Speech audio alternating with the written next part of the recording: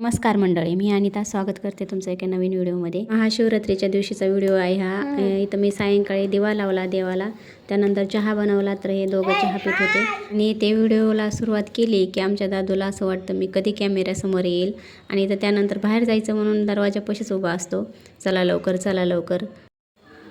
ओम नमः शिवाय, हर हर महादेव।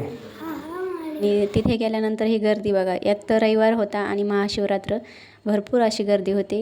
आता ही जी रांग आहे ती सांगताच येत नव्हतं कुठपर्यंत आहे। आणि ही रांग बघून आम्ही आतमध्ये गेलो तर आम्हाला असं वाटलं बाहेरून दर्शन घेऊन जाऊ कारण की इथं काही स्त्री थांबणार नव्हता रांगेत इतका वेळ।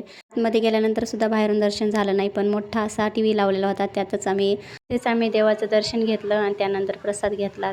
जे रांगेत उभा राहिले दर्शनासाठी त्यांचं सुद्धा दर्शन होत नव्हतं कारण की शिवपिंडीवर फुलांची सजावट सुरू होती आणि ते प्रसादासाठी राजगिऱ्याचे लाडू होते आणि श्री घरी असल्यानंतर लाडूकडे बघत सुद्धा नाही। तिथे गेल्यानंतर हे 3 वेळा घेतला त्याने प्रसाद आणि त्यानंतर त्याला म्हटलं नको जाऊ अगं आता। आणि आता विठू माऊलीचं दर्शन घेतलं आणि श्रीने सकाळपासून उपवासाचेच पदार्थ खाल्ले होते, त्यामुळे त्याला नारळ पाणी पाजवलं इथं। नंतर आलोत घरी आणि आता रताळे घेऊन आलोत आणि या रताळ्याचे गुलाबजामुन बनवले होते मी। नंतर घरी आरती केली आणि आरतीचं ताट काय आमच्याकडं नसतं, बळजबरी घ्यायला लागतं। इथंच व्हिडिओ संपवते। व्हिडिओ बघितल्याबद्दल धन्यवाद। Okay bye.